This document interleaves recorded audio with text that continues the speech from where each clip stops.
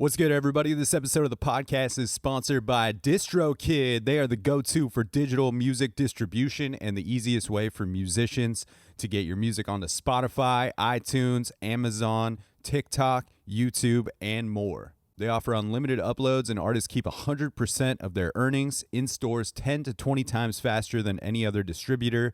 Fastest payouts. They help out with automatic splits, cover song clearance, and all kinds of other amazing tools and templates to help you get the most visibility for your releases. I dig this company and appreciate their business model that offers more features than any other distributor at the most affordable price possible for solo musicians, bands, DJs, studio artists, and any other creators that are producing music in their home, and they also offer label services as well. They've got 3 different tiers to offer creators that start as low as $22.99 a year. That's just $1.92 a month, and even their top tier is just $7.50 per month. And the best part about DistroKid sponsoring the podcast is that they are offering Dan Cable Presents listeners and viewers 30% off your first year of membership with DistroKid, making their already affordable prices even cheaper for you. Check out the link in the episode notes. I will also put it in my Instagram bio in the link tree. That link will give you 30% off that first year of service. Super stoked to have DistroKid sponsoring the podcast and cannot thank them enough for their long time support of this thing. This episode of the podcast is also sponsored by Puff Coffee. Puff is one of my favorite coffee shops in Portland, Oregon. They've got a location off 28th and Stark in Southeast. Their coffee is delicious, and everyone that works there is always super friendly. I had the pleasure of staying in their neighborhood for a month or so, and it was just a real treat to have this as my neighborhood coffee shop for a bit. And now I find myself going out of my way to get over there and get some coffee. Puff Coffee was started by the founder of Stumptown Coffee, and they are making small batch coffee roasted daily here in Portland. Their mission to find, roast, and deliver the most delicious coffees anywhere.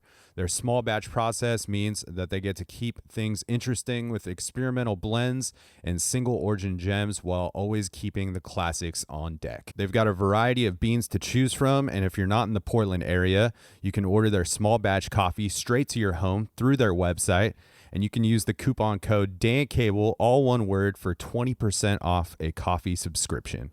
Links for Puff Coffee will be in the episode notes. Big thanks to Puff for supporting the show and for their amazing small batch coffee. Now let's get into the episode. Looking down at the corner,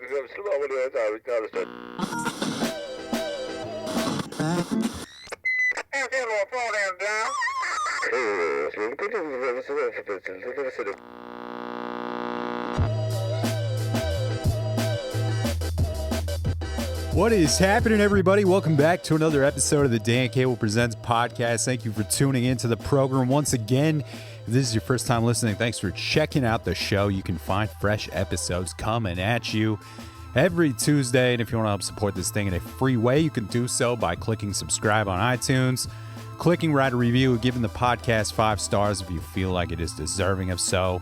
And that will help propel this thing into the tops of those iTunes charts, giving it more visibility on the national and international levels. Helping strangers find the podcast, just a great way to contribute to the growth and sustainability of this thing. It's free. It only takes a minute or two. And if you're not listening on Apple, just hit like, follow, subscribe wherever you are listening from. If you're watching on YouTube, hit subscribe there. Tell a friend about the podcast. Check out the monthly playlists that I've been dropping every first of the month. Those are available on Spotify.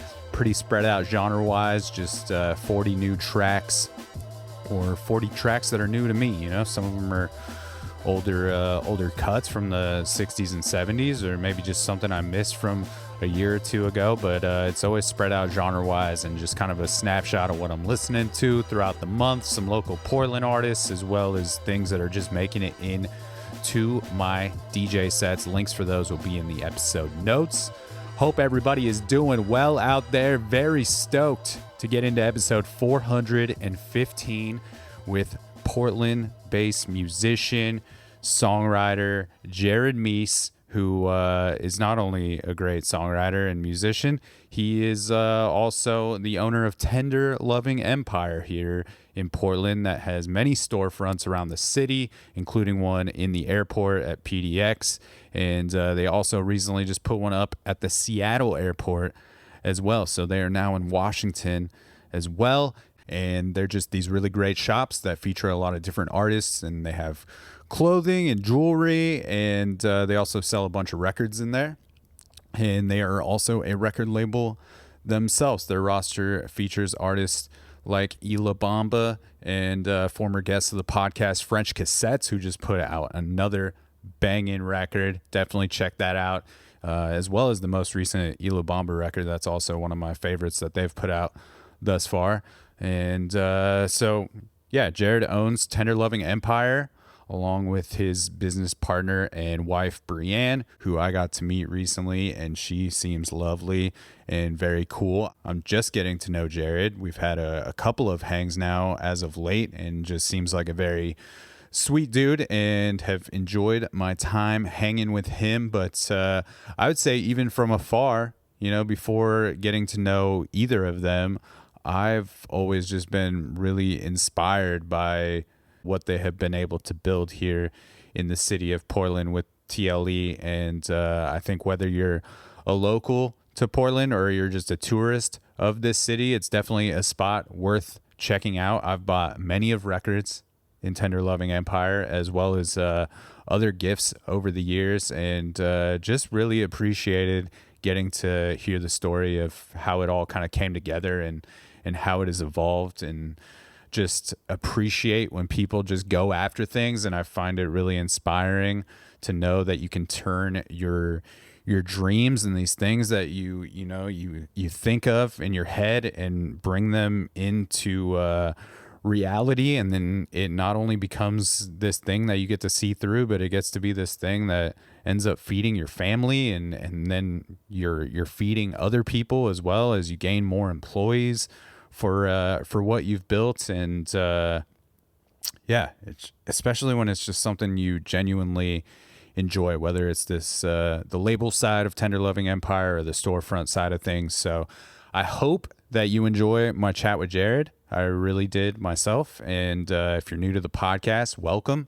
I hope you go back in the catalog and find more episodes if you dig this one. And I also hope as the show grows, these types of conversations, these types of episodes pop up a little bit more, and maybe reaching outside of just the Portland artists, but maybe some of these small business owners of companies around Portland that I dig, or outside of Portland even, or these chefs that I really appreciate around town, or the small the restaurant owners.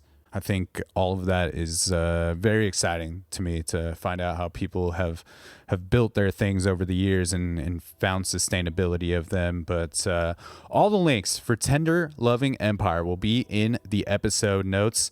I recommend signing up for that email list. I'm always getting emails from them about when they're doing sales on records and whatnot. So, if you're a regular shopper there, or you just want to know what's happening on the record side of things, sign up for that email list. And Jared's music will also be in the episode notes, so you can find his tunes. He's just a great songwriter, and he's also got this band called Triple Rainbow. It's all kids music, and it's a band that he started with his kids, and we talk about that during this conversation as well. Thanks for being here. This is episode 415 with Jared Mees, and to kick off the episode, we are going to play one of the new tracks from French Cassettes. This one is called When You Know, You Know. It's off their brand new collection of tunes, Benzene, which just dropped last week. Now let's do the damn thing.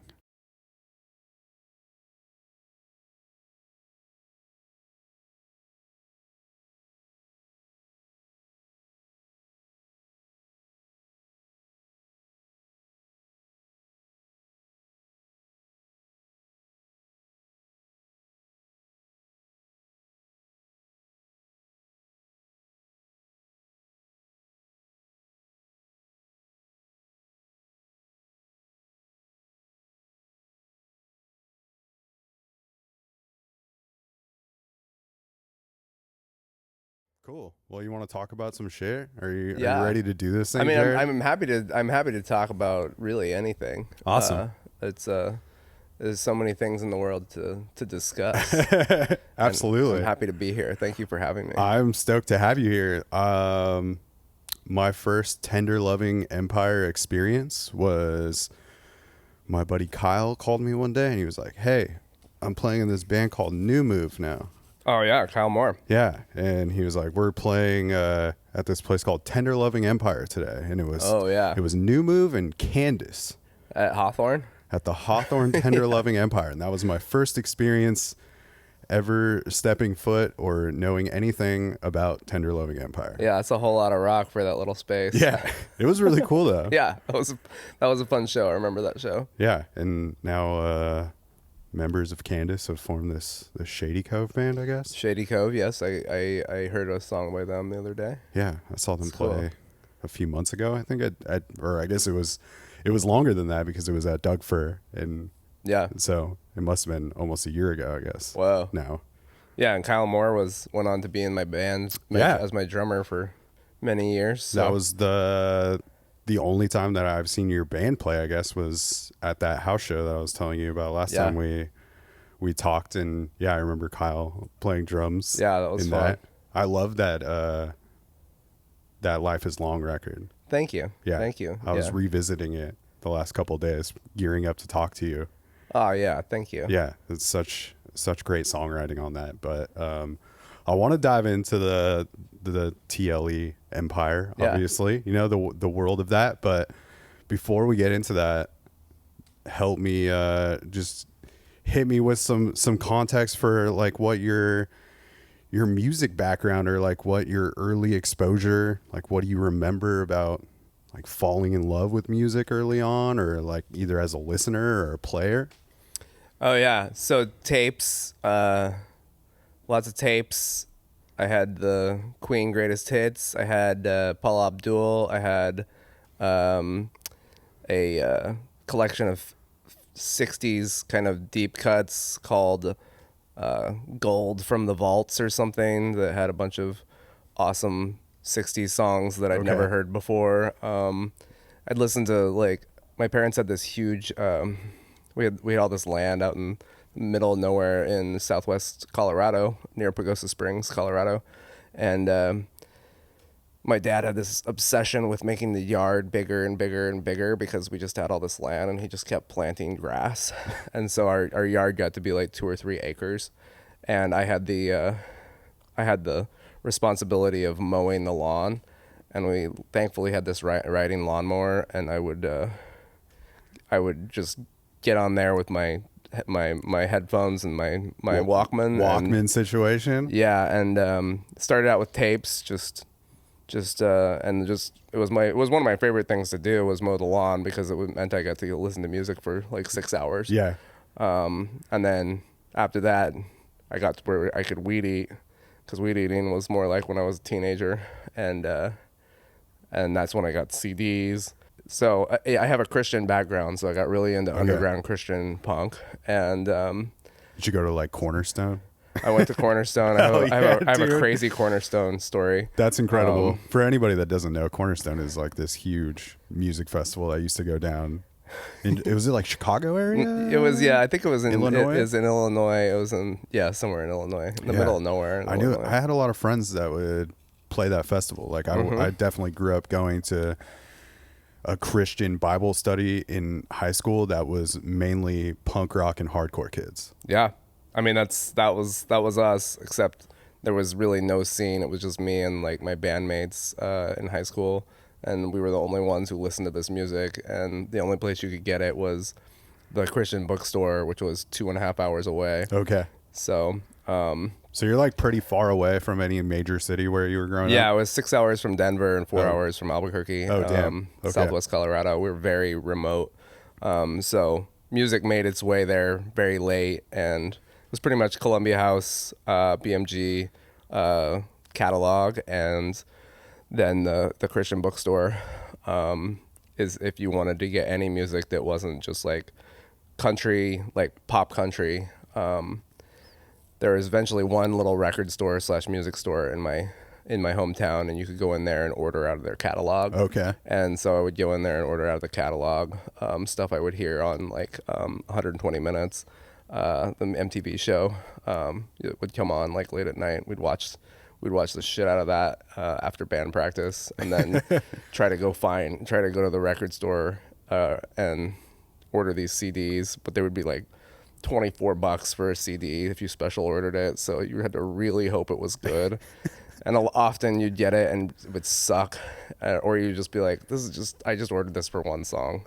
What am I thinking? Or do they come in those like goofy plastic cases that they would be inside of the record stores? I feel like. Oh yeah, like those, the triple large plastic. You got any of those lying around at TLE? No, thank God. That was the first thing I was like, we don't need those. But yeah, just lots of tapes. It was just my parents' music early on, Paul Simon, and lots of like the old soul stuff. And then I got into Christian rock, and then eventually understood that there was way more music once you started hearing Nirvana and Green Day. Obviously like Weezer all broke my brain. Would you just hear that stuff like through things like MTV and the radio, or? Yeah, and at that point, junior high school, kids started bringing, it was easier to get CDs, and kids would bring CDs, and you'd burn CDs, and lots of burned CDs, lots of compilations I'd make my friends. I mean, I was just constantly burning CDs. I remember I was like 10 years old. I'm jumping all around, but I was like 10 years old at my grandparents' house and was super bored. And I made this like, I just figured out like how like the NBA and like teams, the first seeds, the first round, the second round, the final round, and like the winners move on, the losers go away. So I decided to do one of those for like my favorite songs. Okay. And, like filled in every song I could imagine, and then just matched them up, and then made the winners. And one of the winners, I did it one time, and it was like a New Kids on the Block song, and then the other time it was When the Night Has Come. Oh, what's that song? Anyways, it's that song. Why can neither of us think of this like famous song? It's most popular soul song. I sing it to my kids every night. Stand By Me by Ben E. King. Stand By Me. That one won too. Okay. So, do you remember how you determined how these songs would win? it was just whichever song I thought was better, more? and anyways, that like exercise, I look back on that as like, running a record label and stuff, and it's like kind of just that over and over and over and over. It's like, well, I like this, but I like this better, and there can only be one winner. You know? I would imagine that's has to be kind of this constant thing where there's music that like really continues to set the bar for like what you feel like is good enough, I guess. Yeah, and you have to like continually be comparing things, but then know that if you're even listening to it, then you like it, you obviously like it. Songs you don't like, you don't listen to, So the bracket part of your brain is alive and well. Yeah, it's I don't necessarily do that consciously like I did, but I you look back on things in your life where you're like, you wanted to be a hockey announcer growing up, and then here you are doing this, and so the only reason you're doing this is because you're obsessed with hockey announcing like as a kid, and so it's like that was the like nascent experience that you had that led you to this life, and so that's like this nascent experience I had that led me to putting out music, which is nothing like making a bracket for for your favorite songs, and yet there's a thread. I do like the idea of you sitting somewhere making a bracket for like the Friends of TLE compilation, and it's just you make like, I don't know, maybe this one wins out. Well, we kind of had to, we end up doing that the Friends and Friends of Friends compilation that we did for we did 15 of them before CDs kind of stopped being where they really sold, and playlists kind of took over, and you can't sell a playlist. But when we did do those, we'd get hundreds and hundreds of people send us their songs, and you kind of we would sit around at a table and like have to talk about, play the song and be like, oh yeah, I remember this song. Okay. Does it move on to this, like, or does it go away? Yeah. And it felt kind of like strange to do it that way, but there wasn't really a better way besides me just going, yes, yes, yes, yes, no, no, no, no. Yeah. And you want to have people have input and feel like they have ownership over it. For sure. So were there instruments laying around the house at all? Like, how does it get from you mowing the lawn, listening to music on your Walkman, to you actually picking up an instrument? Yeah, the one instrument we had, my mom was obsessed with getting a player piano.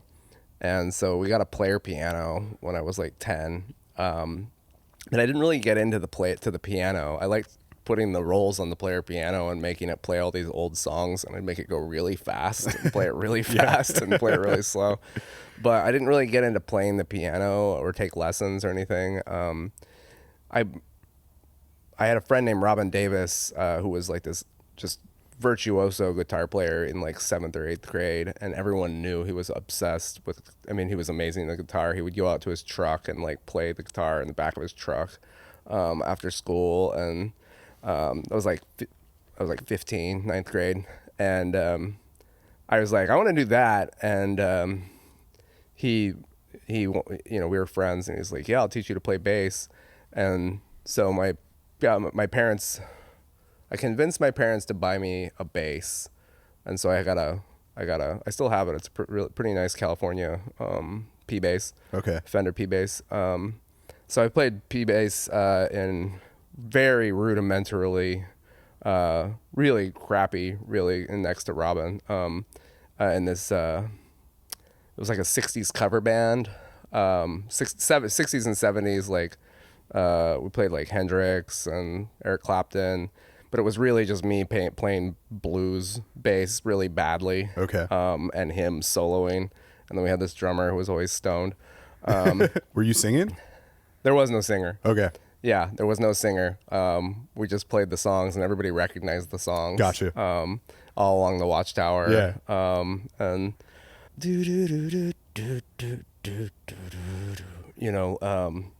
Eric Clapton, I think. Yeah, absolutely.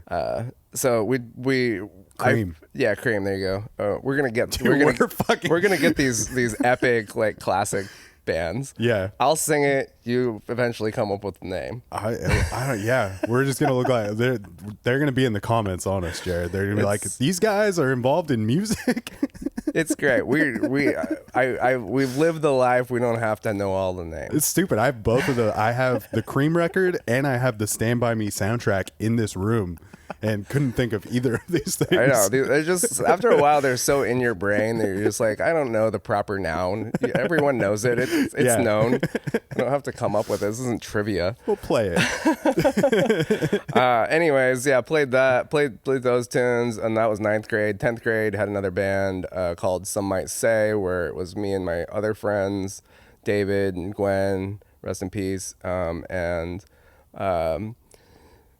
we played it. We practiced in my parents finished the garage, above the garage, and we practiced above the garage, and they were always pretty cool about having you. They were super cool about it, and luckily we lived in the middle of nowhere, and we could play as loud as we wanted. I had this huge 15-inch bass amp that my friend's dad let me borrow indefinitely. And it was so loud, and we'd play so loud, and my parents I don't know, the sound just didn't travel to their room, and we would just stay up all night and, eat M&Ms and watch 120 minutes and eventually practice. Then 9th grade or 11th grade, we had the Nickel Trick band. I was a Christian punk rock band. Are you still just playing bass? At this point, I started singing. Okay. I sang in Nickel Trick. We recorded a four track We drove 2 hours to record this awful four track EP. Hell yeah. Is that on Bandcamp? Where are we listening? Oh man, I wish it was up there. I was gonna put it up. Special TLE release. It's really embarrassing. It's very Christian, and but it's, you know, we were listening to a lot of MXPX and Green Day, and well, we weren't listening to Green Day because we weren't supposed to listen to Green Day, but it was we were all listening to it. And then we got into hardcore, and we had a hardcore band my senior year, and singing in that too. No, I had a friend who only sang. Jeremy. Okay. Stark sang, and he was amazing singer, and would scream, crazy, like screamo. It was kind of like there's a band called Roadside Monument, which was on Tooth and Nail Records. Okay. And we found out at the end of the tour that my friend who'd written all the songs was basically just ripping off Roadside Monument songs and not telling us, and we didn't listen to Roadside Monument, so we just didn't know. And so that was kind of disappointing. But that was the band. Shout out to David Kelly if you're listening. But real like Tooth and Nail kind of vibe. Oh yeah. To what that music was then. Very. So Tooth and Nail had this sister label called Solid State, and Solid State was all the hardcore bands, and so it was like Stavesacre, and there was Bloodshed. There was a bunch of like underground Christian hardcore bands we were basically emulating. That was the band that we went on tour with, which ended up being like 3 shows, because we broke down in St. Louis.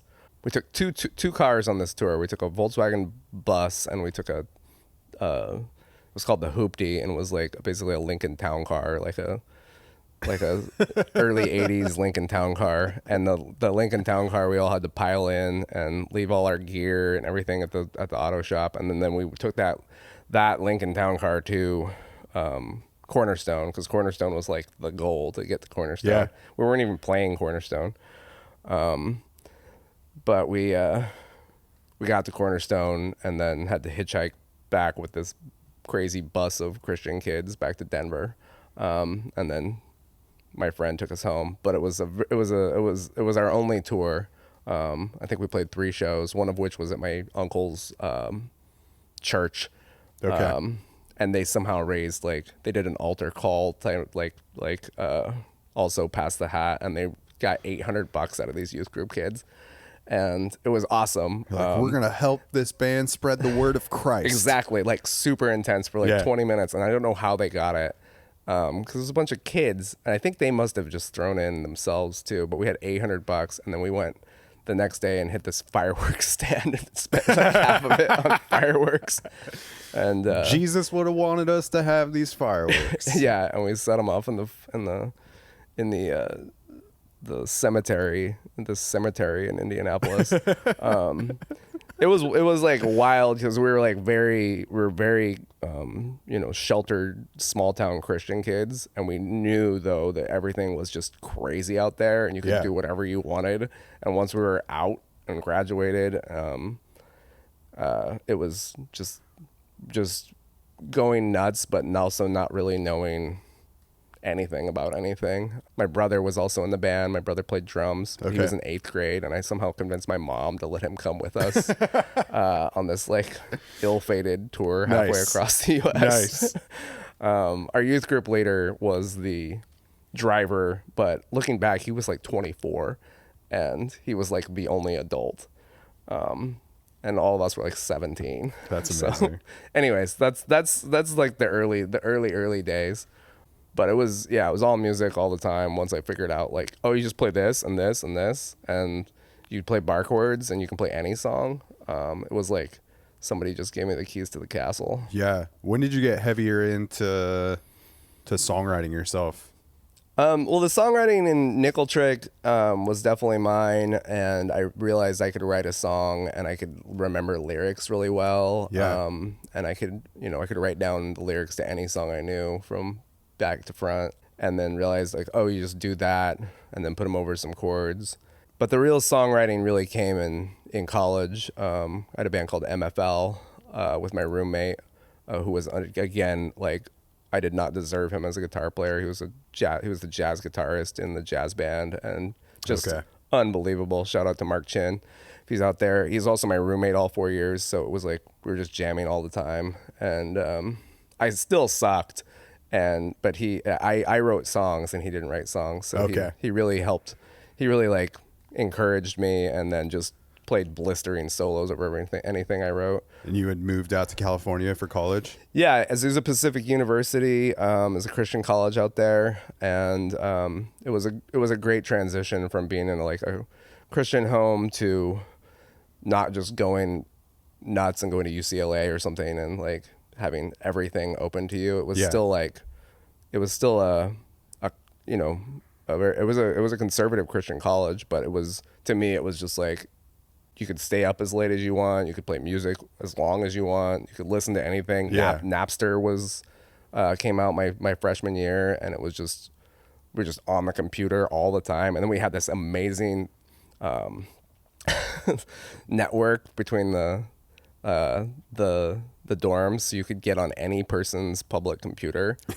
And so everybody was downloading Napster and putting up full records, and then you could get their stuff like 10 times quicker than off of Napster. So you really had like, I listened to so much music that I'd never heard of, and then all these like weird, like we got Jimmy Eat World's Bleed American, like the demos off of Napster, and like just crazy stuff. Shit that you didn't know you were downloading because it said that it was Jimmy Eat World's Bleed American, but it was like actually something else.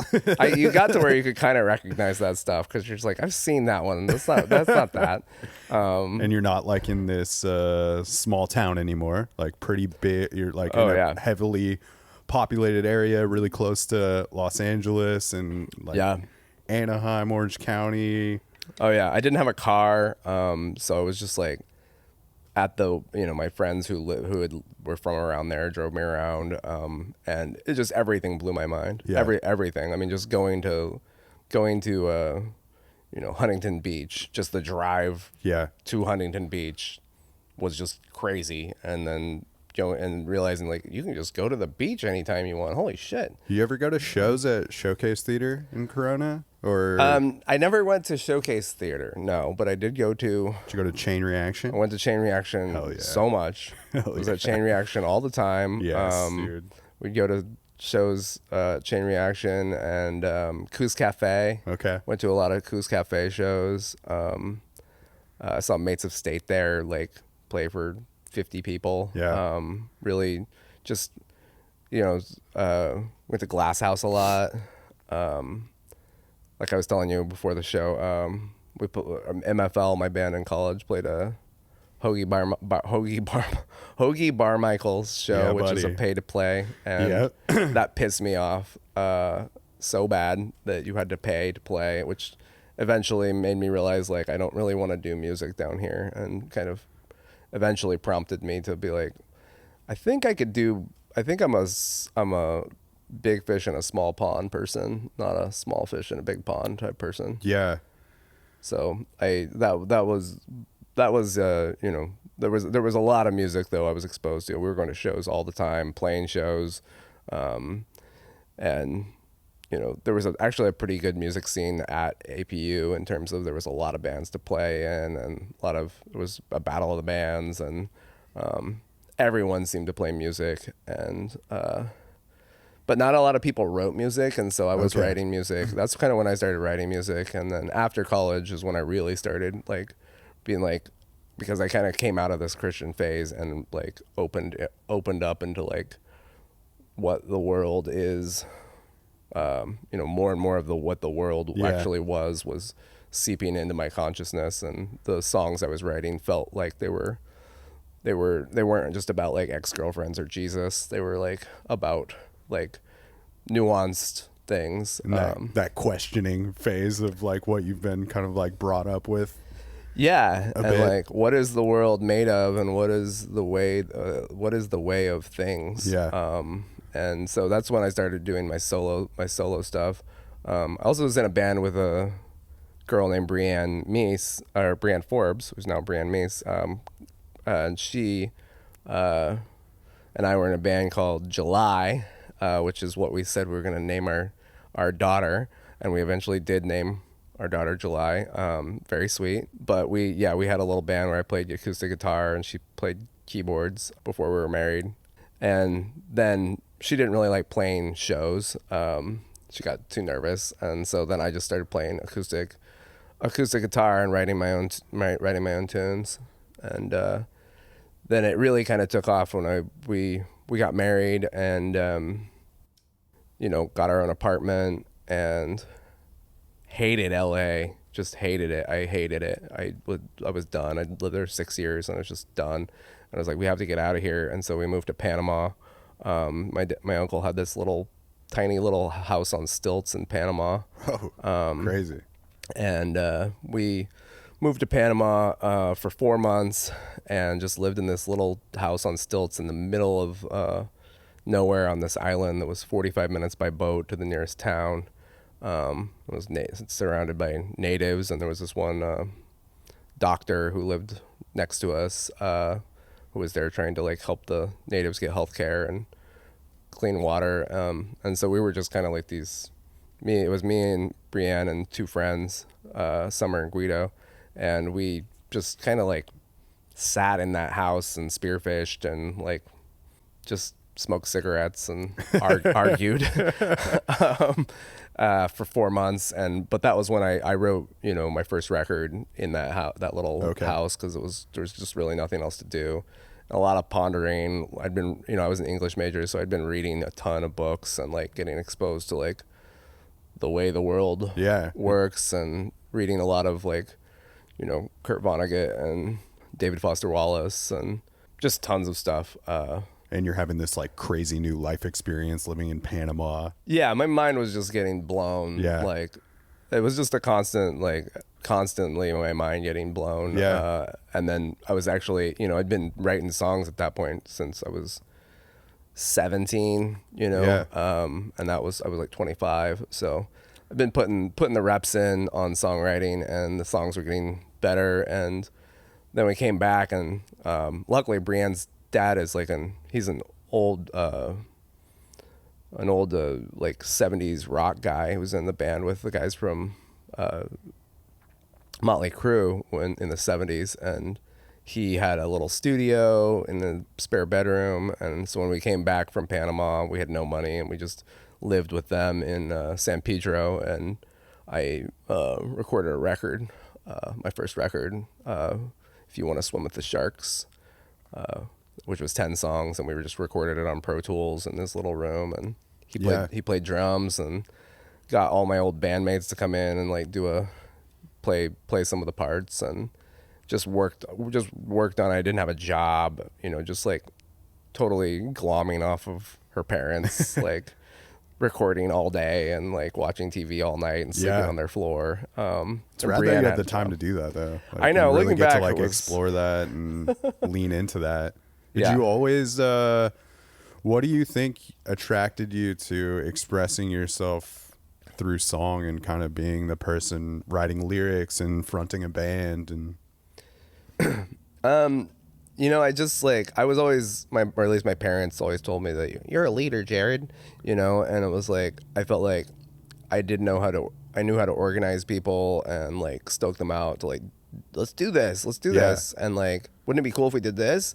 And in the all the environments I was in, there was pretty small towns, small college, people who were like actually wanted to do something new or different. Like it was pretty easy to get people psyched on stuff, and it was really more about friends and hanging out. And then now what are we gonna do? Let's play music. Let's do it again. Let's do it again. Let's do it again. And it was more of it's just a lifestyle. Also, I thought it would be so cool to play shows and go on a tour. Like, I thought it would be so cool, and then it was so cool. And you loved like playing the live shows. There wasn't like a lot of stage fright or anything. No, I loved it. I loved like performing, and I loved being in front of people. Just the zing that you get from it is just like addictive. And when things go wrong, it's definitely anxiety producing, and things go wrong all the time. So I kind of had to learn about that. But you know, it was just so much zing from like the first show, you know, that I played with Robin in that band, you know, outside the bike shop in my tiny town. Yeah. You know, with like our parents watching, and it was just like, I was proud of myself, and it was also something my parents didn't do or show me or know about, you know, so it was like there was no real bar for quality, you know. It was like, this is small fish in a big pond type thing, or big fish in a small pond type thing, where there's not so many people telling you to do it this other way. Yeah. Or don't do this, or do this. It was just like, look what we did. Isn't that cool? Yeah, we tried this thing and this is what happened. Yeah, and I think that kind of like the way I cut my teeth on just trying things, and there being really no way to fail besides not doing it. Yeah. And that kind of just like set in motion just continuing to do that, which is, I think, eventually what, you know, once, you know, I was like 28 or 29 and we were up here, you know, it was the Portland music scene was so open and just so free, and like everyone was cool and the venues were cool, and like you could talk to the people who played in the bands afterwards. And they all played in each other's bands. I mean, Portland blew my mind like when I first moved here in 2006, and you know, we were going to shows seemed like every night, and just there was so many great bands playing. And I mean, I got to go see the Decemberists like play for 50 people at the Acme. I don't even know how I lucked into getting to go to that, but like within 3 months of moving here, I was doing that, and I was just like, this is amazing. And so it just really like lit the fire for Brianne and I of like, we found our place, we found our people, we found our scene. We're not like paying to play. Yeah, you were able to like insert yourself into playing music up here pretty quickly, I would assume, yourself. Yeah, it was just like I had a record of songs. I had a silk screening operation. I had a freaking 10 bay CD burner. Okay. I wanted to start a label. There was just too many awesome bands, and I knew I'd been like obsessively looking at what labels were putting out what, and like really following that since, you know, the early like Tooth and Nail days. So it was like I wanted to start my own label, and you know, it was a vanity label at the beginning because, you know, I had a record and I didn't know what to do with it, but I knew I was in Portland where it was like, oh, I can like if I could just book a show there and I burn these CDs and I bring them with me and I invite a bunch of people, like that's how it's done, you know. And it seemed like it was actually clicking because people were actually buying stuff and you could actually get paid. Yeah. First show I played was at Hawthorne Theater with like 5 other bands, but it wasn't pay to play, and we all got paid like $60 or something, and I, you know, sold like 8 CDs to friends, and it just felt like it was all happening. And so I was so nervous for that first show. That was like the most nervous I've ever been. It's just to play the solo show sitting down. It's a solo show for just you. A solo show, yeah, because I didn't know enough people to like have a band at that point. It was like 3 months after I moved here. Different vulnerability to that. You just getting up on a big stage like that. Yeah, and acoustic too. So it was difficult, but it was also awesome. And you know, I met so many people, and then, you know, after that you meet a drummer. Then I played a few shows with just a drummer, and then you meet a bass player, and just like eventually we played shows at Holocene, and I was on the stages of all these places I'd gone to, and things started to just fall in place. And eventually, you know, we had Jared Mees and the Grown Children, like, you know, we were going on tour, and TLE was taking off and putting out bands like Finn Riggins from Idaho. They were hugely influential on me. That's Eric's band? Yeah, Eric Gilbert and Lisa Simpson from now famous for Treefort Music Festival in Boise. Unbelievable music festival every March. But I met them in Pagosa Springs, my hometown, because we were throwing this crazy New Year's party that we would throw every year when we all came home for Christmas. And I was going to play that year, and my friend Jerome, who's a amazing person that we could have a whole episode about. He had a friend, he was a firefighter, and he had a friend who was in a band called Oscar de la Stroya, which is a great band name. Dude, that's amazing. And they were touring with Finn Riggins, and so Finn Riggins and Oscar de la Stroya and I played this New Year's party, and it was like one of the most, it was like the show of your dreams, where it's like 100 people with cups like toasting your name and like singing Auld Lang Syne. And but yeah, I met Finn Riggins, and they were making a living on the road as an indie band, just relentlessly touring, getting paid $60 one night, $600 the next night. Hopefully selling $100 or $200 worth of merch or something along the way. So much merch that they would print themselves. They were just doing the same thing we were doing in this whole other way. And so latched onto them, and they took me on tour, and they were my backing band for my first tour. Rad. First real tour anyway. And so they'd play with me, and then they'd play their set. And so we did that, and then eventually I had my own band, and we'd still go tour with them. They took me all over the U.S. We did a whole full month on the road, and almost killed me.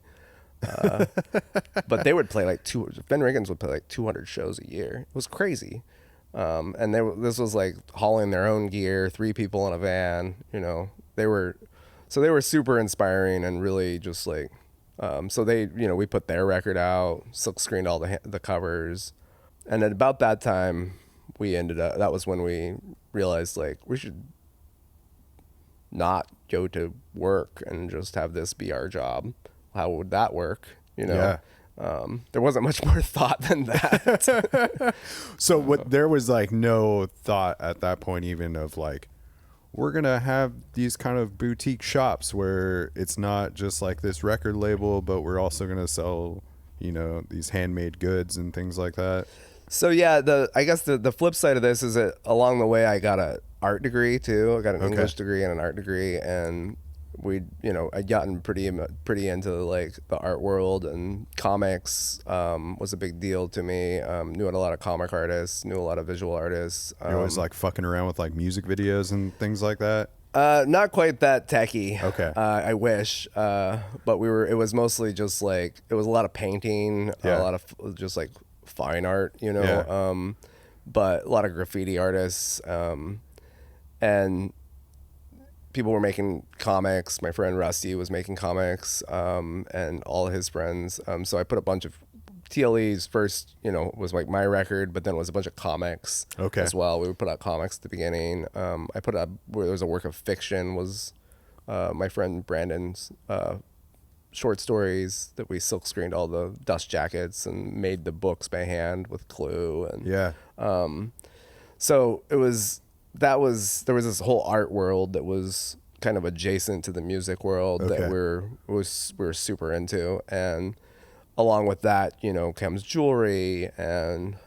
silk screening apparel and pottery. And so it's not just like cut and dry. It's like this creative world, that you're part of. And we never really differentiated between music creativity and, pottery creativity and art creativity. It was like really this like creative world that we kind of just wanted, like, come one, come all. If you're like making something and you want to do something more with it, like Tender Living Empire is the place you could do it. It's this concept that we had of what Tender Living Empire could be, beyond just like this label.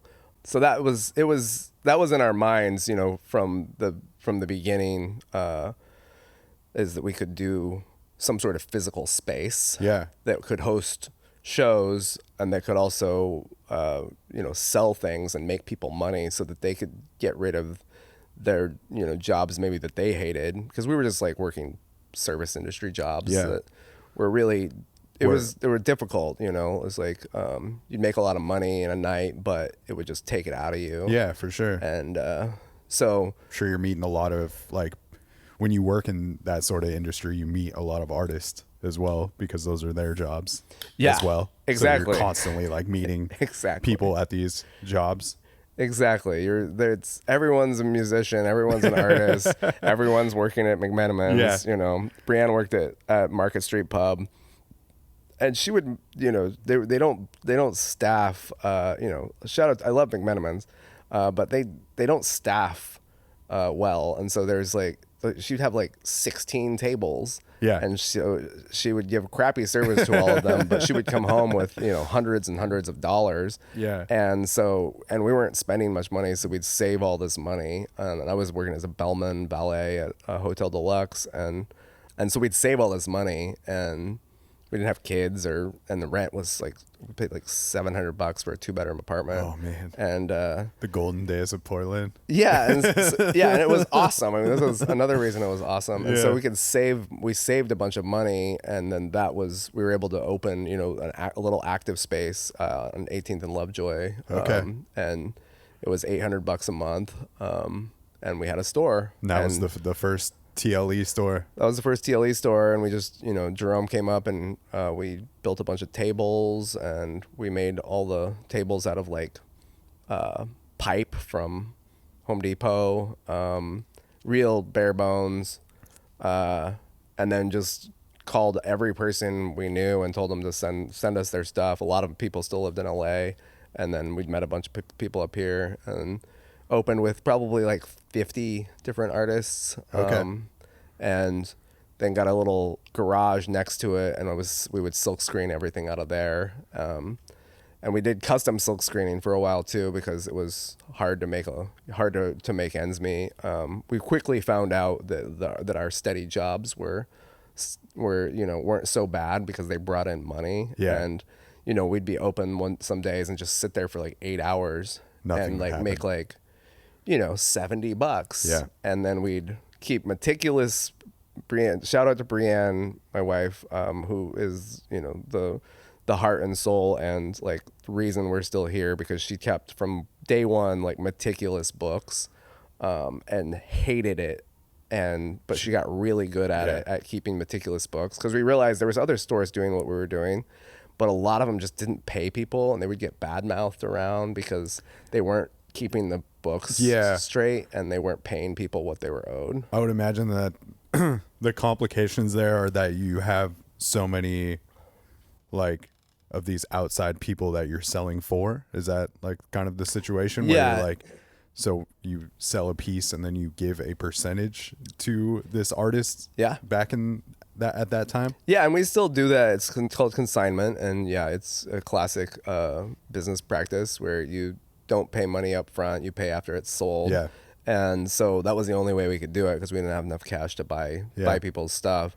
But we realized, like, you're not going to work with this artist again if they give you 10 of their thing and then you don't give them the right amount of money. Right. So we kept meticulous books, and I think that's the reason we were able to continue on, because people would actually, like, you know, we couldn't sell everything, but the stuff we did sell, people would, you know, be like, oh yeah, they'd tell their friends, like, bring your stuff to 1011 Empire. And like, so we got a lot of word of mouth moving around, and you know, I think it was a really cool space, and people, you know, we had monthly art shows where we'd have a new different artist and have a band play at the first Thursday openings, and there was a lot of cool artists that were around in there at the time. Betsy and Aya, the jewelry company, they'd started their first little store out of there at the same time. So it was a hive of artists. Yeah. Not unlike what you have here. Were you selling a lot of records at that point inside of the store, or was it more like? So we weren't even pressing LPs at that point. Okay. LPs were just too expensive to get. We were burning all the CDs. Yeah, and I guess that was like, what year was that? This was 06, 07, 08. So not quite the vinyl revival. No. Kind of hadn't started. No, it hadn't. Yeah. And it was just we looked at vinyl, but it was like, you know, you had to pay like $2,000 to get 500 vinyl, and we were paying like I would go to the, you know, I'd order these bulk CDs, and you'd get like 500 bulk CDs for like $200. Yeah, and especially if people aren't like buying vinyl records yet at that point, you know. Yeah, it hadn't really like come back. It was still all CDs, and then, you know, iTunes was kind of taking off at that point. Yeah. So we basically burned all the CDs, silk screened all the CDs, then sold the CDs, which was super labor intensive. I have a ganglion cyst in my wrist to this day from doing too much silk screening back in the day. But we were doing thousands and thousands of pulls, per week, just trying to like keep up with Finn Riggins. We did 4 runs of 1,000 or 3 runs of 1,000, and they were 4-color inside and out, plus the CDs. So it was a little factory. We quickly got interns, which was like people who wanted to help. Yeah. That we didn't pay and just wanted to come in there and help like burn CDs. Yeah. and Cool thing to be a part of. Yeah, it was cool. And then eventually we realized like this is just like it costs too much money to live, and we're not making enough money here. Like we either have to hang this up or we need to like move the store. Yeah. And that's when we moved to downtown on 10th and Stark, or 10th and Harvey Milk now, which is where to this day we still have our downtown store. Yeah. And that was kind of the changing point. That's when we hired our first employee. That's when we like actually had to start paying real rent, and it was really scary. That was a scary move because we'd been doing it, but we'd been just whittling away our savings. I was borrowing money from my parents, and it was not going to last if we stayed on Lovejoy. So that was in 2010. We hired our first employee, opened that store, and it was cool because like it was bigger, more people came down. It was more in a central location right there by Powell's. Yeah. So that's when it actually kind of became like a real business, I guess. In some ways that's when some of the fun stopped.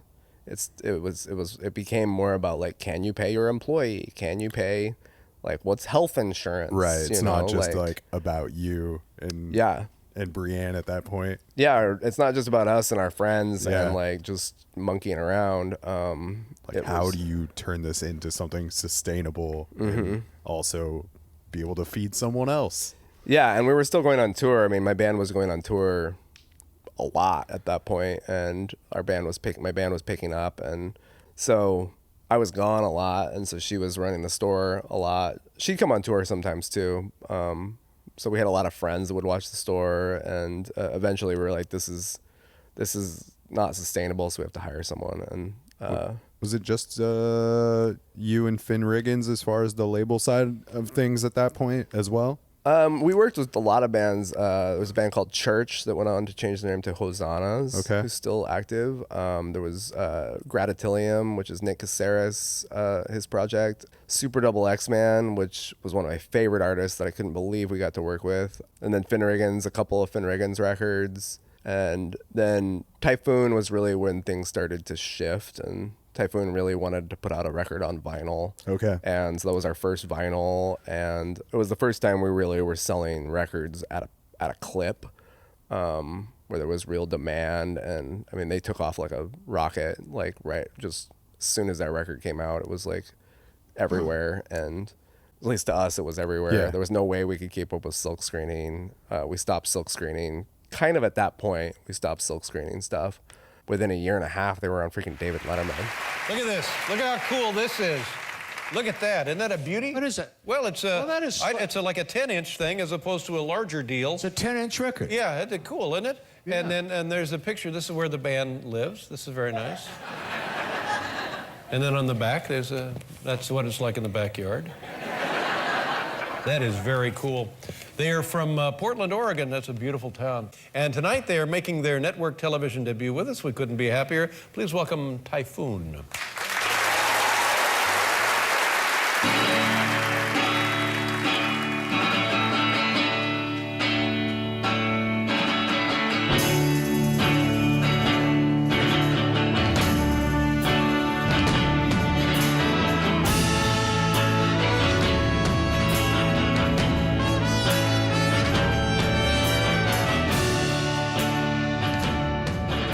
Ride to be on. I learned a lot about radio, and I learned a lot about PR and how a 10-person band can actually like make a tour happen. Yeah. And I don't know, that band was they definitely broke my brain, and They accelerated things a bit. they accelerated things, and like we actually were making money, and we actually got a distribution deal, and they were, you know, super popular at the time in the Pacific Northwest, and actually got some national and international exposure as well. So that's kind of when things started to shift. We started working with Ila Bamba around the same time, Loch Lomond, and probably a bunch that I'm forgetting, but we hired several other people. Like the snowball was definitely rolling downhill at that point. So I'm curious, like, one, did you have some mentors in your life that were like in the record label world that like really helped you kind of like form ideas about like what needed to happen for it to be successful? And then also, like, what were you offering to these bands? Not necessarily like monetarily to like someone like Typhoon or Ila Bamba, but like, what do you feel like attracted them to wanting to be a part of Tender Loving Empire? Yeah, the first question, like mentorship wise, this has kind of been a hole in my life. I don't feel like I've had as many mentors as I maybe should have along the way. I made a lot of probably dumb mistakes as a result, just because I wasn't really wanting to wait for anyone or listen to anyone. I just like wanted to freaking do it. Yeah. And waiting for people and listening to people was just like, I didn't have time. You know, along the way, people definitely were helping me, but it felt more like learning from peers and making mistakes. Definitely like, you know, Mike Jones at CD Forge, who was like our manufacturer. He definitely like had seen things come and go, and would give me insight and like advice from time to time. Peter Von Shaver, who was our first lawyer, who like just set up our LLC, he helped out in just pointing the direction. And I probably should have like found more mentors and listened to more people. Probably would have been a little less painful. Yeah. Because there's definitely a lot of value in mentors. But like, you know, my dad's a pretty successful businessman, so he was my main mentor in terms of like, you know, basically just don't give up and, you know, make sure you're making a profit, because if you don't, you don't have a business. Right. And like, just basic. I mean, I had an art degree and an English degree. Like Brianne has a psychology degree. Like we weren't like cookie cutter business people. Like we didn't set out to make profit. And it was only until we realized, like, really, like when we got pregnant in 2011, where it was like, holy shit, this has to be real or it's gonna go away. Right. Like there's no way we're gonna like live in squalor with a baby. Like we have to level this thing up and make it profitable if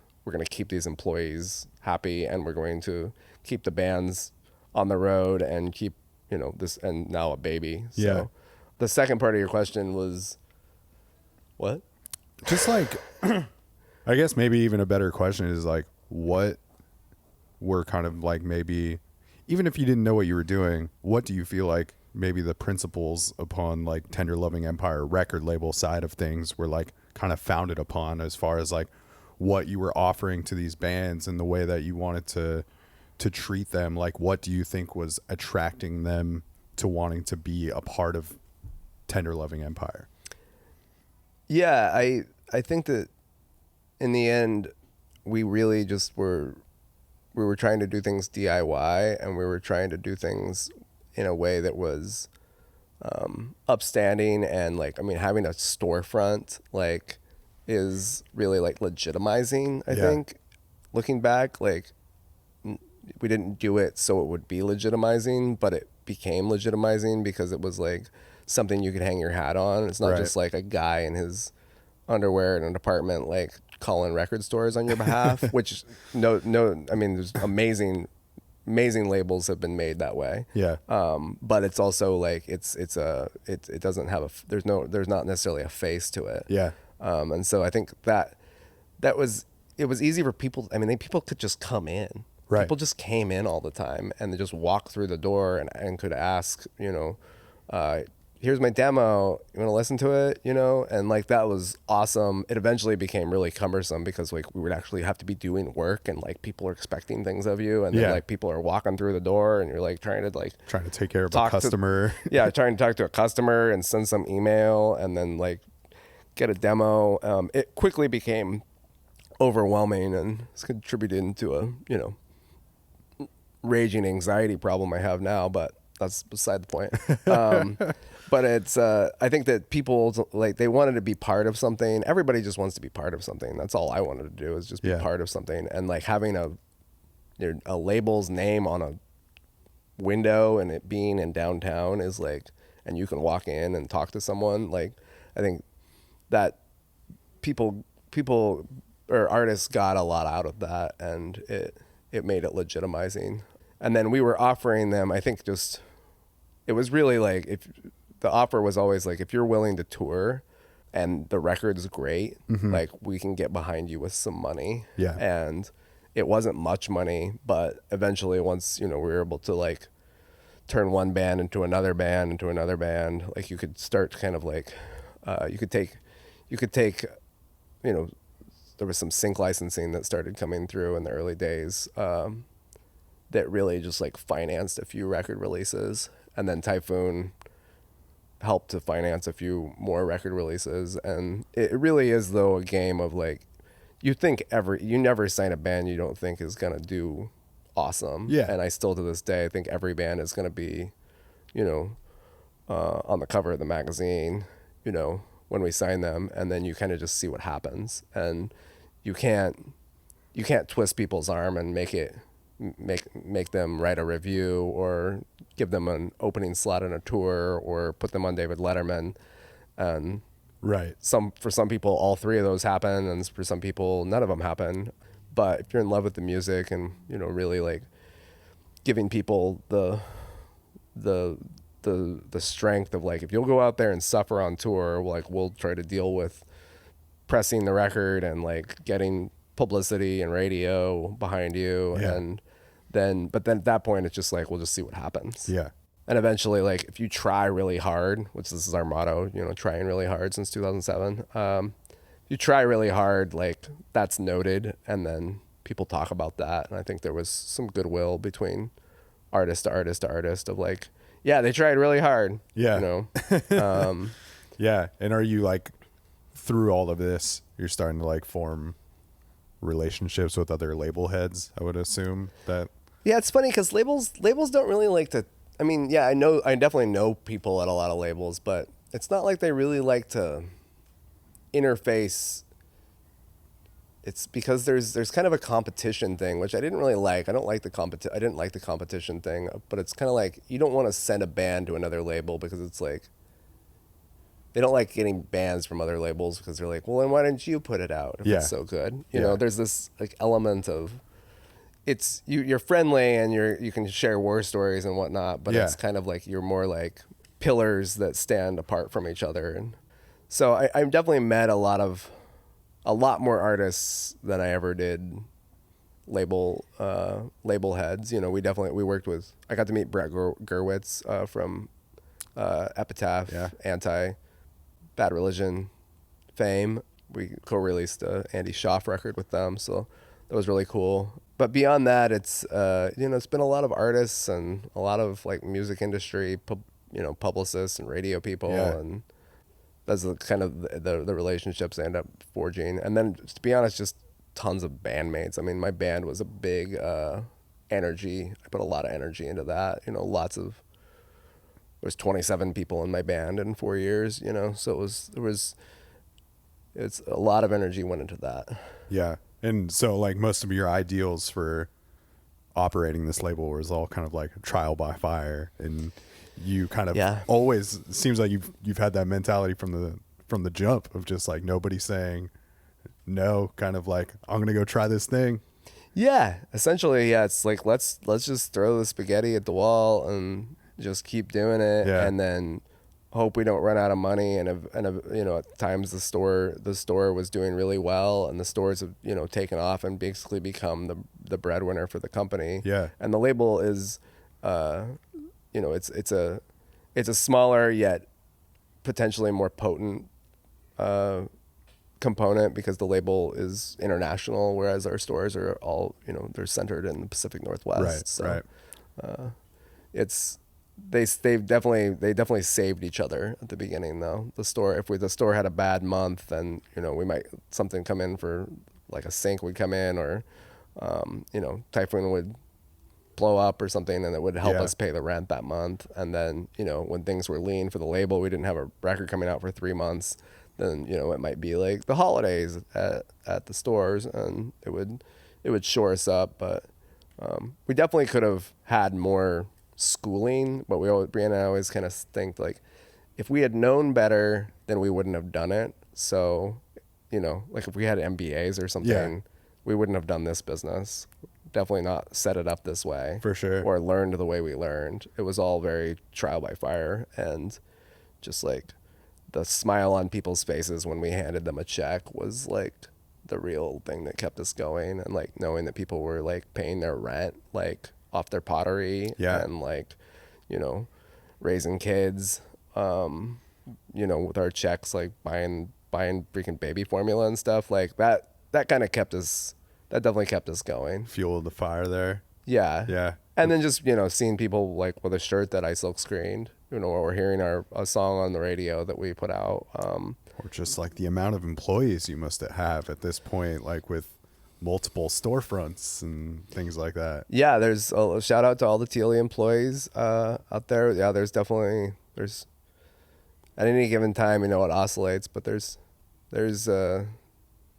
60-ish of us now. So That's amazing. yeah, it's cool. We have a warehouse in Southeast that we're gonna start throwing shows at here really soon. I'm like building the stage today actually. Hell yeah. So we're gonna start having shows there at the warehouse in Southeast. Just open this airport spot in the Seattle airport, so you have we Portland and Seattle airport storefronts. The airport stores have been really good to us, and they're really dependable. And both SeaTac and PDX have really supportive, just supportive communities, and they really like are focusing on local. They're putting their money where their mouth is, and so we're at both airports, doing really well at both airports, and just trying to expose as many people as we can to like the culture of the Pacific Northwest and the art that's coming out of the Pacific Northwest. Yeah. So it's strange to like walk through the timeline in this short amount of time. So it's like I feel like I'm in therapy right now. Do you feel like there was maybe like this pivotal moment or some pivotal moments that allowed you and Brianne to feel good about expanding and opening multiple storefronts just in Portland?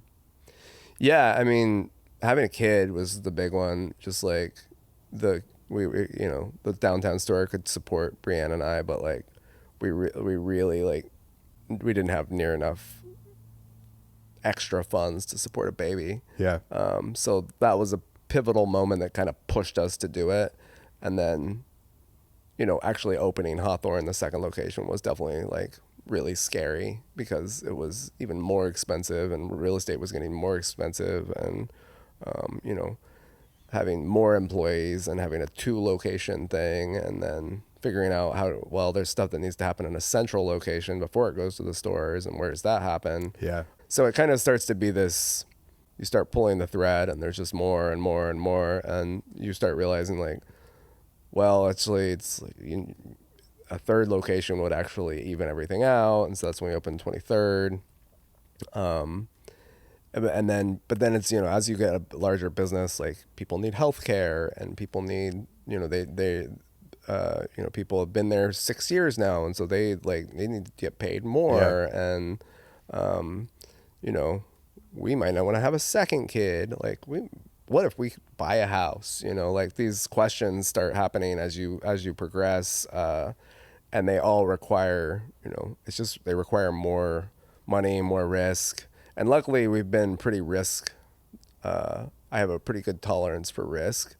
I just don't think about it that often, like the risk that we're taking as being like a negative thing. It's like, oh no, it's a positive thing. Like it'll work out. I generally have an it'll work out like mentality. And so that's been, I think that also allowed us to, and you know, also Brianne just being like a great business person at the heart of it. You know, she manages she's the CEO of the whole company, and she's like really come into her own as that. And like, you know, people really trust her, and she has just a good way of like dealing with problems and talking to people and talking to employees, and also talking to like people, you know, CEOs of other companies, or suppliers or whoever she needs to talk to. So she's really come into her own as well.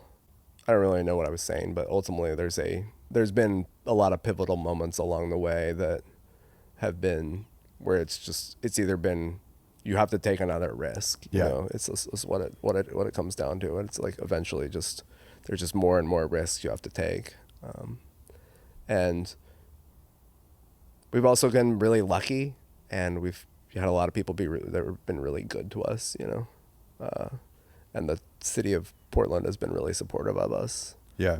So yeah, it's like we made the right choice moving here and like diving in like we did, and then we just, you know, we've just never given up. Yeah. Even during COVID when I really wanted to give up. But. I bet.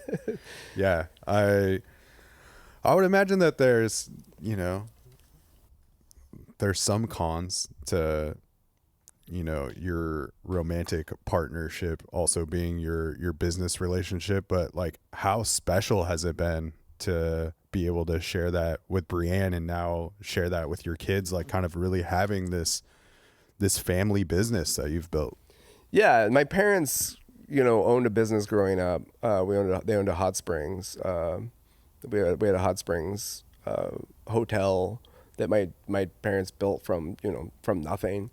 And so I saw them do that, and, you know, they kind of owned it together. My dad did. My mom was a school teacher, and my dad, you know, was like ran the business.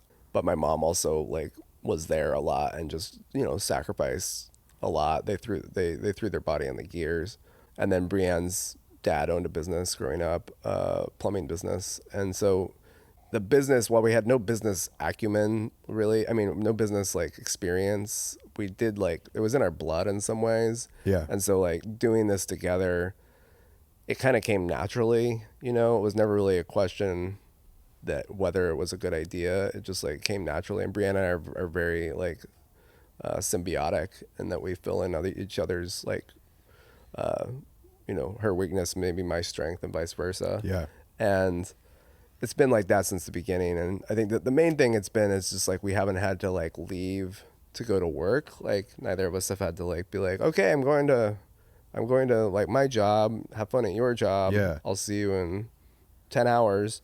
You know, we've gotten to spend a lot of time together. Yeah. And a lot of shared experience through this. Yeah. And it's been really cool. It's been a lot better than it's been, you know, it's been a lot more great than it's been awful. You know, we definitely have our difficult days, and just, you know, hard things are hard. When there's something hard, it's really hard to do. Yeah. COVID was definitely difficult, and we didn't like that we both had the same job. It sure would have been nice if one of us had another job at that point. Yeah, for sure.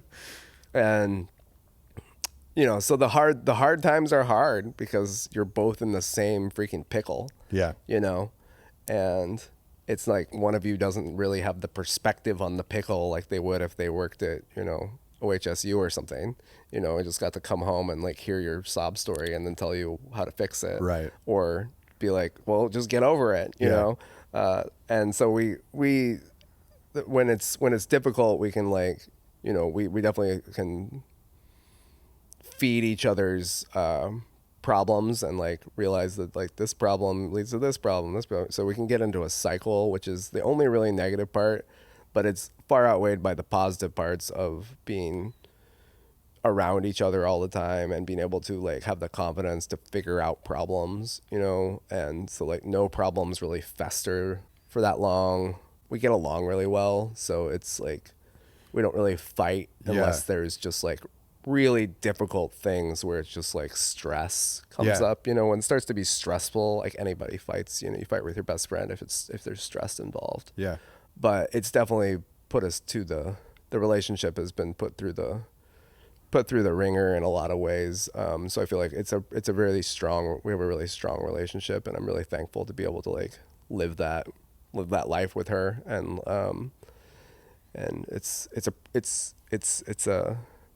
hard to have perspective on it a lot, but it's like sitting here with you, like I feel like I have the perspective of like, it's a good life to live and to have lived. And the kids, it's just there every day. They don't even know like the difference between it's just mommy and daddy, what mommy and daddy do. And then we can go into the stores. Cool. We're at the stores. All right, let's go someplace else, you know, like let's go get some ice cream or something. And so it's like, I don't think they have the perspective. Like growing up, I didn't have the perspective on what my parents did, you know? And so it's cool. It's fun. You know, we have a little band called Triple Rainbow that I'm in with the little kids. That's so rad that you're doing that.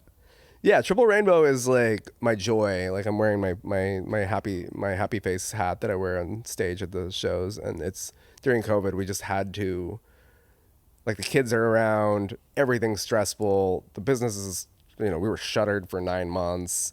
Everybody's on furlough and getting SBA loans, and you know, it's just, disaster loans. It's just like the business of Tender Love and Empire was like, it was excruciating for 9 months, you know, a year and a half.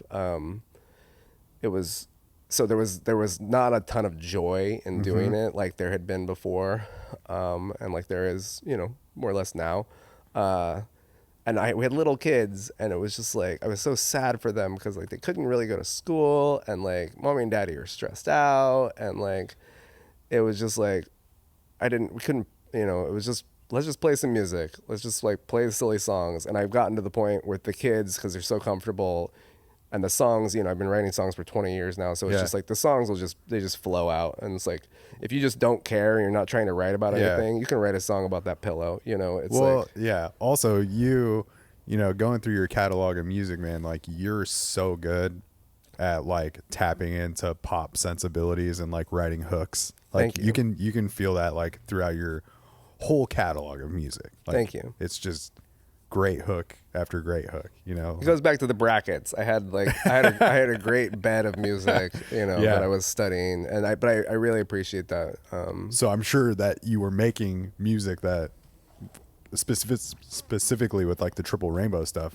I'm sure it was easy for you to tap in and like create something that was easy for them to jump into. Yeah, I mean, it was like, what are you into? You into slime? You like slime? You know, my daughter July was 8 at the time, and she was super into slime and making slime all the time, and like, just our whole house had slime all over it. And I was like, okay, let's write a song about slime. Yeah. And the slime song just like toppled out of me, and I realized like, dang, this is actually a great song. I was really like, I was proud of that song. I still am. It's like my friend Brandon listened to it, and he's like, this is like Bohemian Rhapsody, dude. It's like, it's like not like my other songs, because it's just like, I just didn't care, you know? You're like, not trying to say anything profound necessarily. No. And the music just kind of, oh, this is how this sounds, and what if we did this part? And like, it's just all effervescence. Like there's no wrong turns. It's improv mixed with songwriting. And are you just helping her kind of form lyrics in some way? It's kind of, well, so what I do is I write this song like just mumbling stuff, and be like, okay, what should this be about? What should we write about how you're, or like I'll just watch her, and it's like, you're making what's in the slime? Borax and glitter and glue. Okay, so making slime out of borax and glitter and glue. Like that's the first line. And if I do it right, it won't even hardly stick to you, because if you do it wrong, it just sticks everywhere. I guess I only should have put in 1 drop, but instead I put 22, and now it's in my hair and everywhere. What should I do? You know, it's like it's like easy rhymes, but then, you know, you challenge yourself by like making like, can we say this really fast, this part really fast, and like how many words can we fit into this little section? And then I noticed July has this gift, which I'm so happy about. She can like remember every lyric to every song. Like I sing her songs at bedtime, and I would sing her these Bright Eyes songs, these long meandering Bright Eyes songs to put her to sleep. And she would, the next day, when she was 3 years old, she could sing like these Bright Eyes songs back to me and remember every lyric and the melody. And I was like, man, you can sing too. You could sing this. And so she can basically emulate every lyric that I sing and and the melody as well. And once I realized that, it's like, oh, we could record these songs, and or also don't have anything else to do because it's COVID. Yeah.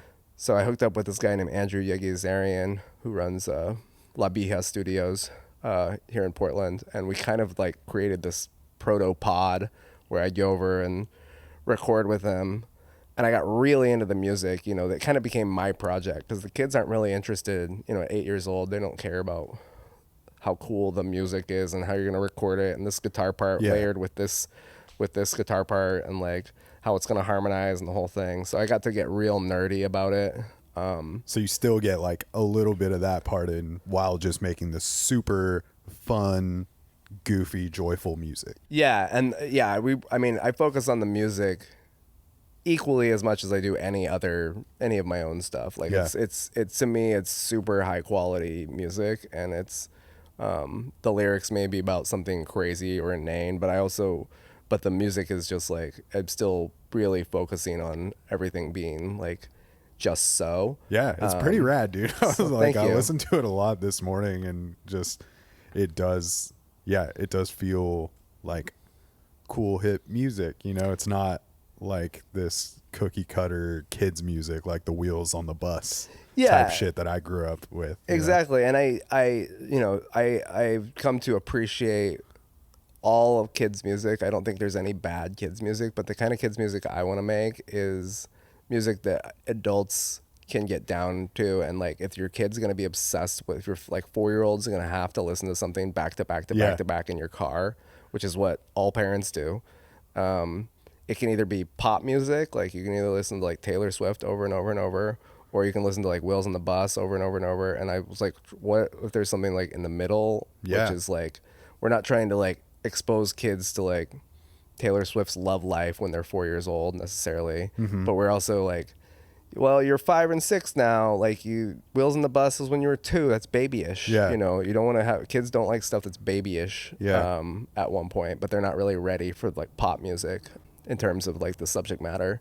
So this is like kind of in between, where it's still challenging. It's challenging to be able to remember to like hear all the words, what it's all about. You have to listen to it a bunch of times before you really get it as like a 5-year-old, you know. But then the parents can like be like, yeah, this song, you know, I like this song. You know, it has the minor. I always put a minor chord in there, so it's like there's like some. The songs don't feel too like hyper repetitive. Then we started playing live, and it's just like basically karaoke, but with all these cardboard instruments. Yeah. We made drums and guitars and bass and amps and the drum riser, and Piper, my 6-year-old, dresses up as Bad Kitty for the Bad Kitty songs, and just hypes kids up. Try to do a lot of rock moves, show people how to do the rock moves. Yeah. You know, the School of Rock is a huge influence. So yeah, we're playing Pickathon, we played Tree Fort. You know, there's a really vibrant kids music scene in Portland, and lots of really talented, amazing musicians playing for kids all over the city. And it's a really accepting, like, beautiful scene. And it's not something that most musicians really know about, because it's like, if you don't have kids, like, you're not going to know about it. Right. But once you do, it's like, it's awesome. It's like, oh, it's like, I don't have to just not go to shows anymore. Like, there are shows, they happen at 10 a.m. Yeah. You know, and they last for 30 minutes. You go to lunch after the shows. Yeah, you go to lunch after the shows. It's actually great. That's like, rad. You're never up that late for your shows. Yeah. Yeah, we got a big event coming up on August 17th that we're doing. Playing a few mall shows this summer. Yeah. Like, just weird stuff. It's just like, You actually get paid. And what a fun time for you to get to spend time with your kids in that way. Yeah, we're all in it together, and you know, still silk screening our shirts out of the basement. Yeah. And yeah, that's it's a lot of family togetherness, and that's how it started. I mean, COVID, just, you know, being around each other all the time. So it's more family oriented, like low stakes. If something goes wrong, it's not that big of a deal. Yeah. Unless you can't get the power to come on, like happened at St. John's, and then everybody's kind of standing around staring at you. We played the St. John's fair, and Yeah, there's no like acoustic set.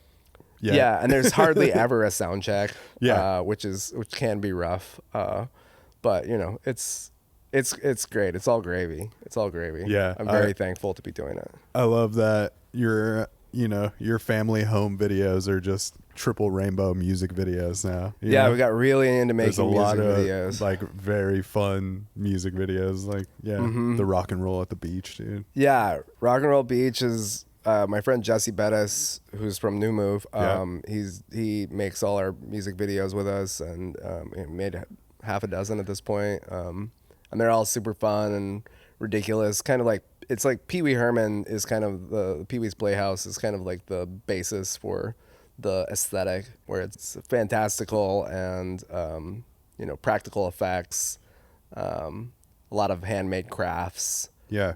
It's definitely a craft driven band as well. Like, it's all about the crafts that we're making along with the music. Yeah. The visuals are a big part of it, which I'm excited about, and lots of bright colors, really maximal, you know, nothing's understated.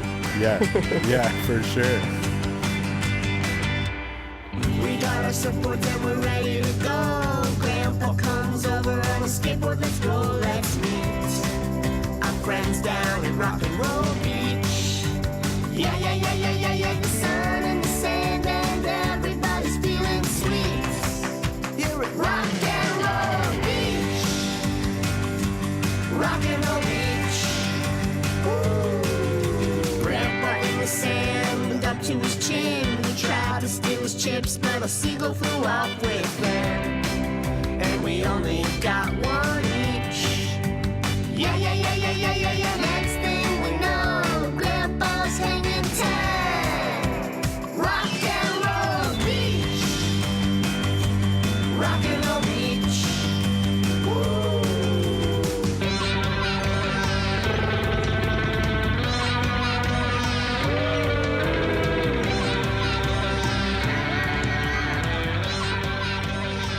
Yeah, I think it's cool. Like, do you feel like you're really getting a lot of your own creative ideas out, like just doing that project because you are Totally. so involved in making the music? Totally. I mean, it's super satisfying creatively, like I said, just because there's so much I put into the beats and into the songwriting and into the recording and the visuals, the set design, the music video design. I mean, it's all the things I love, but just like with zero risk. Yeah. Like, you're not having to put yourself out there. It's not really about you. Yeah. You know, like I think it's the real reason I like it is because like my solo stuff is about me, and it's about me trying to like talk about the deep elements of human existence that I'm dealing with this time. Yeah. And so are you. And it's adult music, and that's cool. But it's like, you know, I've done 5 or 6 records at this point, and it's like, it's nice to just look away from yourself and just look to like things that are just easy and fun, and then it takes all the pressure off. So in some ways, I feel like I can write some of my best songs through Triple Rainbow, and some of my like most satisfying live experiences have happened with this project. It's really like opened me back up to making music, and like what music is all about is just, it goes back to like being on the lawnmower. It's just like the stoke of music and the hype of music. It's a lot about hype and stoke and like fun, and it's not necessarily about like what you know or your insight onto a certain subject. Yeah. So yeah, it's I would challenge, musicians out there that, have kids to like write a kid's record, because it really like it's a challenging thing. It's the same, if you're a country artist writing a metal record, or if you're a metal artist writing a rap record, or whatever, pushing like, yourself out of the comfort zone, Yeah. forcing some different types of creativity. Exactly. And then like once you get into it, you're like, oh, there's just no risk. Like there's it's all reward. Yeah. It's so it's satisfying to just try something new, and then just to not worry about it. Yeah. I just love that you've amidst all this, it seems like you, whether it's the Triple Rainbow stuff or your own music that you've put out, that you've like constantly, seems like it's important for you to carve out this time in your life to create, along with running the business. Yeah, and it's because the business has gotten so big, and I mean, it's still a very small business, but in comparison to where it started, it's gotten big, and can be a little bit scary sometimes, even to like have that much responsibility. And going back to just the roots of like why I'm even doing this, is necessary, and like why do you do the thing you do, and why did it get so complicated, and what can you do to like go back to how things started? I think I'm 43, and so it's like you look back 20 years and be like, well, this is how it started, and then here's how it's going, and here's how I used to feel, and here's how I feel, and it's like, can I feel like that again? I'm not gonna take 10 or 11 Empire back to the active space, but it's like I can take music back to the very when I first wrote my first punk song, and be like, oh, I can write a punk song like MXPX. I can just do it. It's 4 chords. I did it. And so it's like that same feeling, getting that same feeling and stoke back is like, it's what art is all about. I always think like there's this concept of like art and money, and art doesn't care about money, and money doesn't care about art, and neither of them are good or bad intrinsically. They serve their own purposes, but they're just like kind of oil and water. And so going back to just like the basis of art as just completely removed from money and from like monetary exchange, like is, I think, super important for like professional musicians to do. I think you see a lot of that, people trying to come back to like their roots and why they're doing it. Tapping into that inner child and what made you happy on that lawnmower. Exactly. And it's a thing that like anybody can do, anyone who's in a professional music situation of any type, even if it's just like you're professional in that you play lots of shows, you maybe have another job, but you play lots of shows, and this is how it's done. And it just like taking how it's done and just throwing it into the blender and like seeing what comes out, just forgetting about the way it's done. I think it's important to keep like the love of it going, because if you kind of put your creativity to work for you to make your money, eventually like the creativity gets tired. Because the creativity doesn't know why is it working? Why am I doing this work? What is work? Why do we have to work? Like it doesn't care. It's like a little kid, like it doesn't care about money. And so like getting back to the basis of why we create, is I think super important. Elizabeth Gilbert wrote a book called Big Magic that I go back to. I'm like constantly reading it, because she just basically talks about how she has never wanted to have her art be her living, because as soon as it is her living, it loses this element of magic. I mean, it's changed a bit for me, even doing this podcast. Like when I quit my day job a few years ago, it's like I mean, obviously I love doing this, but it is different for me to think about it sometimes when I do have like a couple sponsors or whatever, and it's like, oh, I got to make sure this thing comes out. Like, people have paid me to fulfill this obligation. Yeah. So it's like there is a little bit of that mixed into the, like, the joy of like feeling like I took the risk and stepped out here to do this more full time and like other music endeavors, but it changes the relationship, no doubt, because it's like, oh, I have to have an episode come out next week. So it's like, I better figure out who's guesting on this episode, or I better figure out like what I'm putting together, because they're like, I need to do this. Yeah, and that's different than how you started it, because how you started it was, well, how did you start it? Yeah, just, you know, I just wanted to mess around and try to talk to people about what they were creating. And it was like, oh, I'm going to put this thing out. It wasn't like, oh, I'm going to put out 50 episodes of this every single year, you know? So it's, yeah. Yeah. And then you know, your 47th episode of the year, yeah, you're like, well, I've done all this work, and there's still more work to go. Yeah. And it's like, it's just work. yeah, And then, but then it's like the question really, I think, for you or for me or for anyone who's like has a creative career, is like how to create and like have the creation be like childlike and like without an intention for it's like that, or an outcome that's predetermined. yeah, You know, because it's like, if you know what everything's going to be like, that's just work. But if you don't know what it's going to be like, then that becomes fun. Right. You know? And it's typically like pretty fun. Like, this is the work, is that I get to hang out with you today and learn more about you and learn more about Tender Loving Empire. Yeah. The burden is all of the stuff like producing the show and making sure it Exactly. comes. Like, it's not this part that I'm ever dreading, really. No. You know?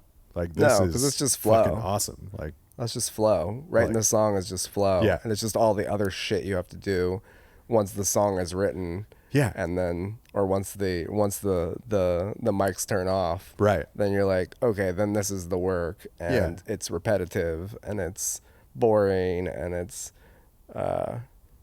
difficult, and you have to like call the sponsors, Right. and you have to like, the mic's broken, and you know, yeah. update Windows or whatever.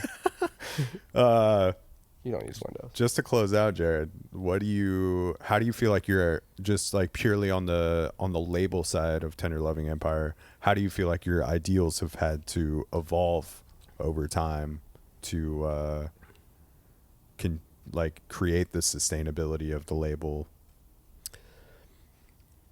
Well, I think they've had to evolve in that they've had to devolve at the same time. Like, getting too serious about music, like I was saying, can become burdensome it can become a job, and as soon as things become a job, then they become difficult to feel like the magic is in them. And so it's the evolution has been just trying to keep things effervescent and fun, because it is ultimately a place that people come to Tender Loving Empire, and people put on music for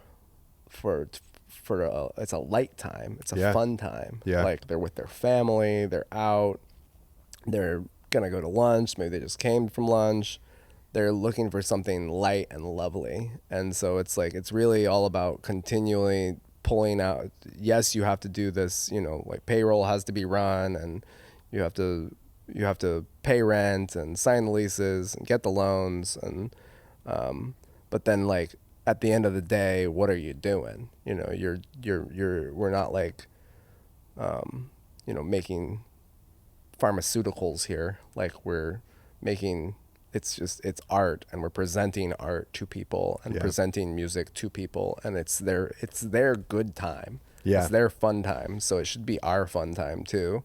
And I guess the evolution of ideals is really going continually going back to the well of like how we started, how much we were in love with the community, how much we were in love with the art.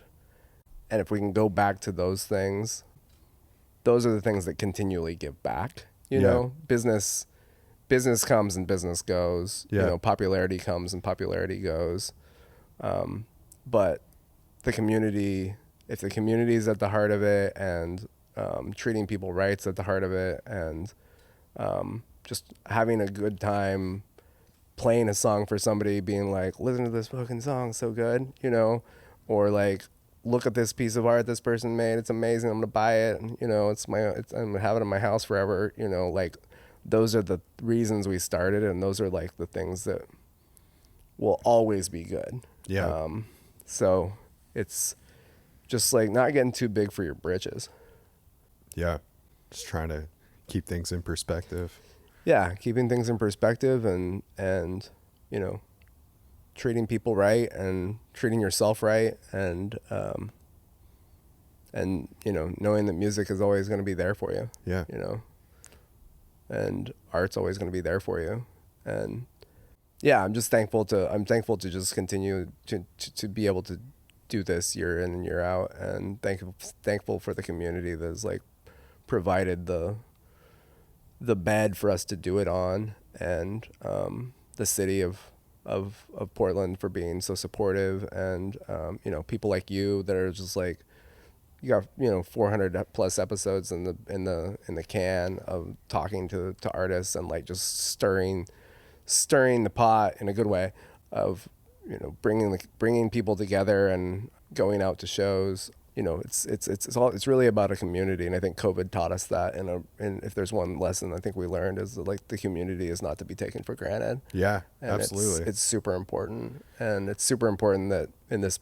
post-COVID kind of weird Portland world that we're living in, that we're, you know, really focusing back on that community. And I think the creative community of Portland has always been like a bastion, you know, for the rest of the world, like looks to Portland as a creative city. And, you know, I think the creatives of Portland are like, we're going to be the ones that can pull Portland, move Portland forward, and, you know, not just bring us back to where we were, but like into a even better place, and make it even a better place to make art and to experience art.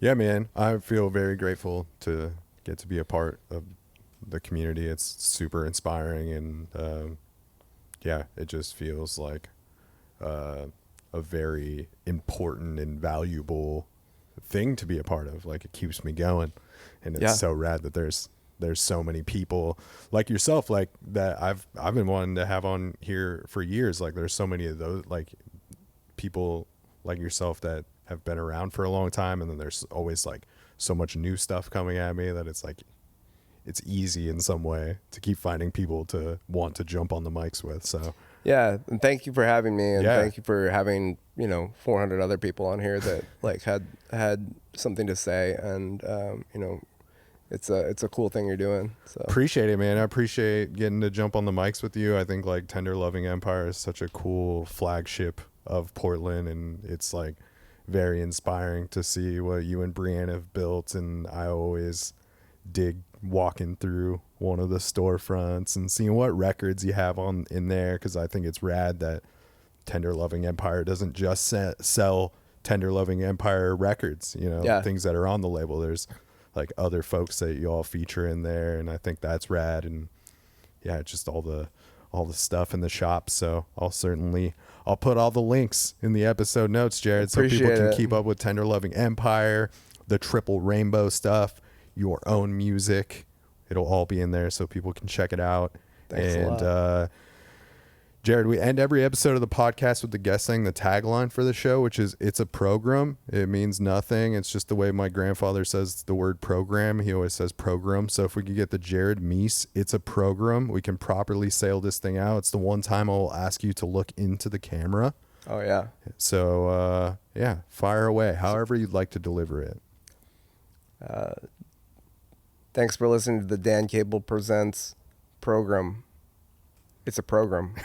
You nailed it, everybody. That's Jared Mees, Tender Loving Empire, several locations. There's a Portland and a Seattle airport store, and links for those will be in the episode notes.